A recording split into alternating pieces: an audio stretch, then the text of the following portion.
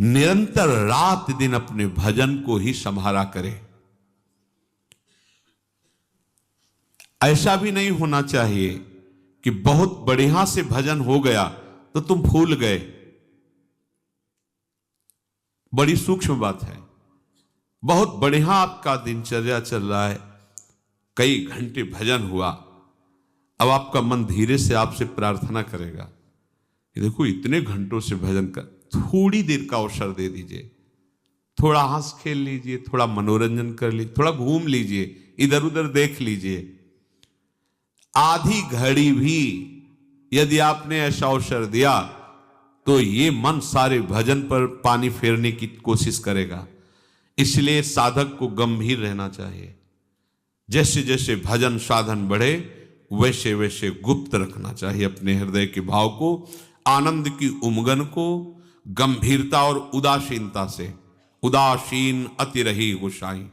बाहर से ऐसा लगे कि ये तो एकदम ना हंसता है ना बात करता है, ऐसा उदासीनता। गंभीर, अंदर आनंद उमड़ रहा है, बाहर से गंभीर, भ्रकुटी तनी हुई, शांत। ये भजन की सुरक्षा है। बहुत सुकोमल पौधा है, आसपास कांटे की बाड़ लगाई जाती है। वो बाड़ अगर मजबूत लगी रही तो पौधा वृक्ष बन जाएगा। वृक्ष बन जाएगा तो कुछ हानि होने वाली नहीं, हजारों लोग विश्राम पाएंगे उस वृक्ष के नीचे। ऐसे अभी भक्ति का पौधा अंकुरित हुआ है। माया रूपी बकरी अगर चर गई तो अंकुरण नहीं हो पाएगा। तो हमें ये बाड़ लगानी, गंभीरता, उदासीनता, स्वभाव दूर से ऐसा लगे कि बात करने का मतलब है ये कड़ुआ बोलेगा, ऐसा लगना चाहिए। हृदय में आनंद है, भगवत स्मरण है, पर आपका बाहरी स्वरूप कांटे जैसा होना चाहिए, आंतरिक स्वरूप गुलाब के फूल जैसा होना चाहिए। उपासक को यह सुरक्षा कवच रखना ही चाहिए। संसारी पुरुष अंदर कांटे जैसा होता है, बाहर गुलाब के फूल जैसा होता है।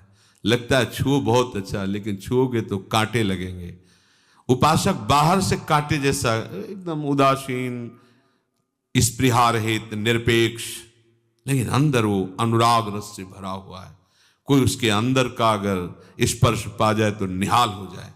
तो साधक को, साधु को आधी घड़ी के लिए भी आनंद में फूल करके कोई बर्ताव नहीं करना चाहिए। बहुत सुंदर। अब वो उसी समय कोई ऐसी बात करवा देगा, ऐसा दृश्य दिखा देगा कि वो जो भजन से आपकी आंतरिक उन्नति हो उसे रोक देगा, वो आगे विषय चिंतन कराने लगे। ये बहुत सावधानी की बात। एक क्षण में पूरे चिंतन को बदल सकता है, पूरे चिंतन को। प्रायः यही देखने को मिलता है कि उपासक सत्संग भी करता है, पाठ भी करता है, नियम से भजन भी करता है, पर वो सावधान नहीं रहता है। ध्यान दीजिए, ये महापुरुषों के वचन हैं जिन्होंने भगवत साक्षात्कार किया है। प्रायः यही देखने को मिलता है कि उपासक साधक सत्संग भी करता है, पाठ भी करता है, भजन भी करता है जो उसका नियम है, पर वो सावधान नहीं रहता। वो विषय सेवन की छूट भी दिए रहता है, असाधन भी करता रहता है। जितना भजन के लिए सावधानी चाहिए वो सावधान नहीं रहता। वो महत्व तो नहीं समझ पाया, वो विषय सेवन में गिर जाता है। इससे क्या होता है, भजन का संस्कार उसको ऊपर नहीं उठा पाता है, वो उसी धरा पे बना रहता है। अब वो रात दिन ये सब करने पर भी बहुत काल तक उसको कोई दिव्य अनुभूति नहीं होती, तो फिर वो निराश होते कि 20 वर्ष हो गए, सब कोई दिव्यता तो आई नहीं। कोई दिव्यता कैसे, चलनी में गैया तू है और दोष दैव का दे। असाधन कर रहे हो तो साधन कैसे तुम्हारे समझ में आवे। ये भागवतिक साधन है, ये तभी समझ में आएगा जब सर्वतो भावेन एक रस में आ जाओगे। भजन महल से निक्षत नाही, रात दिन भजन में कामना, ममता, वासना सब जलकर भस्म हो गई, आनंद की बाढ़ आ जाएगी। पर आप क्या करते हैं, साधन भी करते हैं और असाधन भी करते हैं। असाधन छोड़ना होगा। कई बार बताया है, आप कोई ऐसी चेष्टा मत करो जो असाधन है।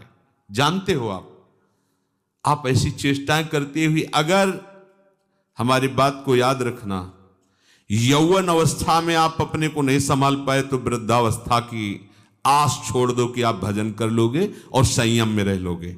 ये बात याद रखना। अगर यौवन अवस्था में आप अपने को संभाल ले गए तो तुम्हें कोई भ्रष्ट नहीं कर सकता। ये बिल्कुल अनुभूत विषय है। जीवन भर साधक बन करके रहो, सिद्ध बनने की चेष्टा मत करो, अवतार बनने की चेष्टा मत करो। अपने को हे तीन भाव से देखो, निकल जाओगे भव समुद्र से। अगर इस अवस्था में आपने अपने को संयम में नहीं रखा, बिल्कुल आप संयम में, बहुत अनुभूत विषय है, बहुत से दृश्य हमने देखे, बहुत से। यदि यौवन अवस्था में आप संयमी नहीं बन पाए तो भूल जाना कि बूढ़े अवस्था में आप ठीक हो जाओगे। नहीं, आज इसी क्षण इन असत क्रियाओं पर आप शासन कीजिए। ये आप जो ढिलाई कर देते हैं ये आपके लिए बहुत घातक होगा। निकल आए हैं फिर भी आप सकिल कर वहीं जा रहे हैं। प्रातः काल से लेकर के शयन तक आपको बिल्कुल सावधानी से समय बीते, इसका इनाम मिलेगा। ऐसा नहीं है, इसका वो इनाम मिलेगा कि आप निहाल हो जाओगे। सदगुरुदेव भगवान ने एक दिन कहा, एक एक सेकंड का हिसाब होगा, एक एक सेकंड का। आप जो चल रहे हैं, कष्ट सह रहे हैं, भजन मार्ग में हर विकार के ताप को सह रहे हैं, ये आपका ऐसे नहीं, बहुत बढ़िया हिसाब होगा। बड़े उदार मालिक हैं, निहाल हो जाओगे। आप इस समय ऐसा ना समझो कि कोई देख नहीं रहा, कोई समझ नहीं रहा। नहीं, मालिक देख रहा है, जिसके लिए तुम आए हो, जिसके दरबार में बैठे हो, जिसके लिए जीवन समर्पित किए हो, जिसके लिए जल रहे हो, ये काम क्रोध आदि जला रहे हो, आप सह रहे हो, आपका हिसाब होगा। वो प्रभु करुणा में आपको निहाल कर देंगे। बस आप चुपचाप शांत रहिए, असाधन मत कीजिए। आगे चलकर आपको खुद समझ में आ जाएगा कि कितनी कृपा है। उल्टे मार्ग पर जाओगे, सावधान नहीं रहोगे तो चलते रहो, कहते रहोगे कि हम बहुत दौड़ लगाते हैं, बहुत बड़े यात्री हैं, लेकिन आप भगवत प्रेम रूपी भिक्षा को नहीं प्राप्त कर पाएंगे। उल्टे मार्ग पे जाओगे, दौड़ते रहो, चाहे जितनी रफ्तार तेज हो, तो आप पहुंच थोड़ी जाओगे। भगवत प्रेम रूपी भिक्षा आप नहीं मांग पाओगे, नहीं मांग पाओगे। मन चाहे भोग चाहो, मान सम्मान चाहो और प्रभु का प्रेम चाहो, ऐसा कैसे हो सकता है? जो भोग चाहता है, मान सम्मान चाहता है, वो बात भले प्रेम की कर ले, प्रेम की चाह भी नहीं कर सकता। मुंह से बात करना अलग बात होती है। प्रभु आपके स्वरूप ही, आपकी आत्मा ही है, उनको कुछ कहने की जरूरत नहीं, वो हृदय से जानते हैं। आपके अधिकार के अनुसार आपको प्राप्त होगा, ध्यान रखना। अगर आपने अपना अधिकार भोगों तक ही रखा है तो आप दिव्यता की अनुभूति नहीं कर सकते। आप प्रभु को अपना मान करके सबको छोड़ दिए तो आपको कभी प्रभु छोड़ भी नहीं सकते। आपने सबको छोड़ दिया, प्रभु को पकड़ लिया, प्रभु ने आपको पकड़ लिया। आपके हृदय प्रभु बन गए, प्रभु के हृदय आप बन गए। आप प्रभु के सिवा किसी को नहीं जानते तो प्रभु आपके सिवा किसी को नहीं जानते। बहुत सुंदर बात है। परम स्वतंत्र भगवान दुर्वासा जी से कह, अहम भक्त पराध। ओहो, गजब कर दिया। अखिल ब्रह्मांडों के स्वामी, अनंत शक्तियों के स्वामी कह रहे हैं, द्विज, मैं भक्त के अधीन हूं, तो मेरा अस्त्र भी भक्त के अधीन है। जाओ पैर पकड़ो जाके भक्त के, यहां भगवान के पैर पकड़ने से काम नहीं चलेगा, उसके जाओ। अहम भक्त पराधीनो अस्वतंत्र इव द्विज। मैं स्वतंत्र नहीं हूं, मैं भक्त के अधीन हूं। ये बात भगवान, इससे बड़ा कौन सम्मान दे सकता है? इससे बड़ा सम्मान कुछ हो सकता है?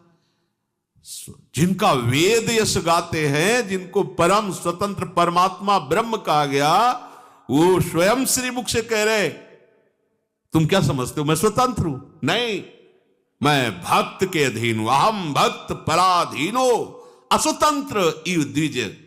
इससे बड़ा प्यार क्या हो सकता है? इससे बड़ा दुलार क्या हो सकता है? इससे बड़ा सम्मान क्या हो सकता है? इसलिए सावधान, निश्चित निश्चित ऐसे वचन प्रभु उन्हीं के लिए कहते हैं जो प्रभु के सिवा किसी को अपना नहीं मानते।